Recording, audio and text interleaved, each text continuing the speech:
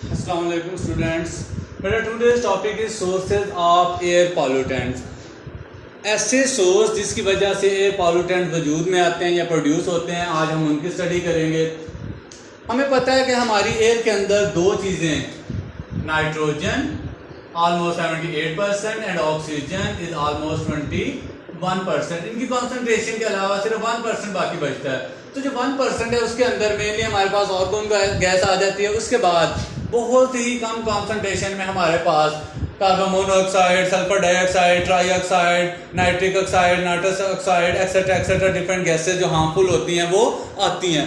लेकिन इनकी थोड़ी सी मिकदार भी हमारे लिए ज़्यादा प्रॉब्लम क्रिएट कर सकती है। लेकिन by the passage of time हम बर्निंग प्रोसेस को, वोल्केनिक इरप्शन ज़्यादा हो रहे हैं, फॉरेस्ट फायर ज़्यादा हो रही है, डिकेइंग प्रोसेस ज़्यादा हो रहे हैं, तो इन सारे प्रोसेस से इनकी कॉन्सेंट्रेशन डे बाई डे हमारी एयर के अंदर इंक्रीज हो रही है, जो हमारे लिए अलार्मिंग है, हमारे लिए एक वार्निंग है कि हम इन चीज़ों को डिप्रेस या कम करने की कोशिश करें। सो हम फिलहाल यहाँ पे सोर्सेज की स्टडी करेंगे जो एयर पॉल्यूटेंट की वजह बनते हैं। उनमें से हम सबसे पहले जो सोर्सेज की स्टडी करेंगे this is carbon monoxide and carbon dioxide gas sources. इनमें से बेटा सबसे पहले हम जो बात करेंगे दिस इज वोल्केनिक इरप्शन।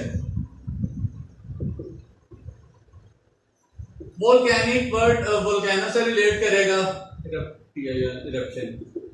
हमें पता है जो आतिशफशां पहाड़ होते हैं उसको हम सिंपली वोल्केनो का नाम देते हैं, और वहां से निकलने वाला लावा जब बाहर फूटता है, निकलता है, इजेक्ट होता है, उसके लिए हम वर्ड यूज करते हैं वोल्केनिक इरप्शन।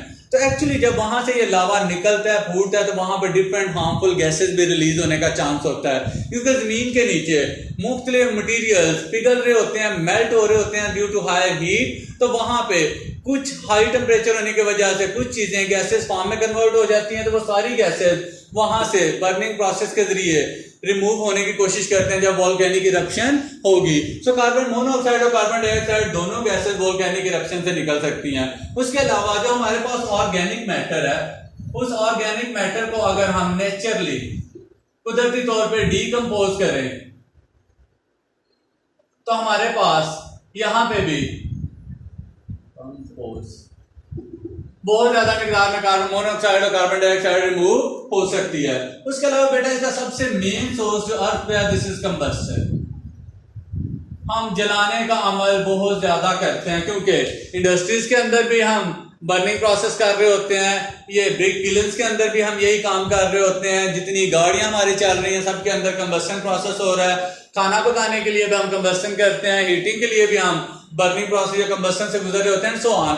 तो मुख्तलिफ कंबस्शन प्रोसेस हमारी लाइफ के अंदर रन कर रहे हैं, वहां से हमारे पास मेनली कार्बन डाइऑक्साइड प्रोड्यूस होती है अगर हमारे पास कंप्लीट कंबस्शन हो। इसके बारे में मैं आपको थर्ड और फोर्थ चैप्टर के अंदर काफी कॉन्सेप्ट दे चुका हूं कि जब कंप्लीट कंबस्शन होगी, ऑक्सीजन और कार्बन की सप्लाई या फ्यूल और ऑक्सीजन की सप्लाई प्रॉपर होगी, तो कंप्लीट कंबस्शन से कार्बन डाइऑक्साइड। लेकिन अगर लिमिटेड सप्लाई ऑफ ऑक्सीजन हो जाए, लिमिटेड सप्लाई ऑफ ऑक्सीजन यानी ऑक्सीजन की कमी हो, किसी भी तरीके से अगर ऑक्सीजन थोड़ी सी कम मिकदार में मिल रही हो, तो फ्यूल की प्रॉपर बर्निंग नहीं होगी। प्रॉपर बर्निंग नहीं होगी तो वहां पे कार्बन डाइऑक्साइड के बजाय हमारे पास कार्बन मोनोऑक्साइड प्रोड्यूस होगी, जो कार्बन डाइऑक्साइड से भी कई गुना ज्यादा नुकसानदेह है। सो कंबस्शन प्रोसेस में इनका एक सोर्स बनेगा। लास्ट में अगर हम बात करें तो forest fire. Forest fire simply forest actually जंगलात के अंदर आग लग जाना। हम देखते हैं कि लास्ट 2-3 सालों के अंदर, बल्कि लास्ट ईयर 2019 के अंदर ऑस्ट्रेलिया के जंगलों में आग लगी थी। तो ऑस्ट्रेलिया के अंदर जंगलात बहुत ज्यादा है, अफ्रीका के अंदर, उसके अलावा नॉर्थ अमेरिका की भी एक दो रियासत है, और उसके अलावा अगर हम बात करें तो कनाडा की भी कुछ स्टेट्स हैं जहां पे जंगलात काफी ज्यादा वसी मिकदार में पाए जाते हैं। वहां पे एक्चुअली होता क्या है कि जब दो दरख्त या दो जो प्लांट्स हैं एक दूसरे के ऊपर रब करते हैं, गिरते हैं, या तेज हवा की वजह से वहां पर रबिंग प्रोसेस होता है। हमें पता है कि due to rubbing process heat produce होगी, तो अगर वहां पे फ्यूल होगा तो स्पार्क भी प्रोड्यूस हो सकता है, स्पार्क प्रोड्यूस होगा तो फ्यूल की मौजूदगी में वहां पे आग लगने का चांस होता है। एक्चुअली ये नहीं होता कि वहां पे कोई आग स्पेशली लगाने जाता है, होता यही प्रोसेस है कि मुख्तलिफ चीज़ों के आपस में रब होने से जब हवा चलती है, स्पेशली दरख्त जब रब होते हैं, हवस होती है, वहाँ पे बहुत ज़्यादा गर्मी की शिद्दत होती है तो हीट ज़्यादा होने की वजह से जब वहाँ पे स्पार्क प्रोड्यूस होता है तो फ्यूल यानी प्लांट्स के जलने का अमल स्टार्ट हो सकता है। तो फॉरेस्ट फायर के जरिए भी कार्बन मोनोऑक्साइड और कार्बन डाइऑक्साइड की काफ़ी ज़्यादा मिकदार प्रोड्यूस होने का चांस होता है। So these are the main sources for carbon monoxide and carbon dioxide. बेटा आप इनको अच्छी तरह लर्न कीजिएगा, सोर्सेज में से भी एक क्वेश्चन शार्ट के तौर पे आने का चांस होता है। उसके अलावा इससे पहले जो हमने पॉल्यूटेंट्स पढ़े थे बेटा, this is very very very important question of this chapter for short question and MCQs.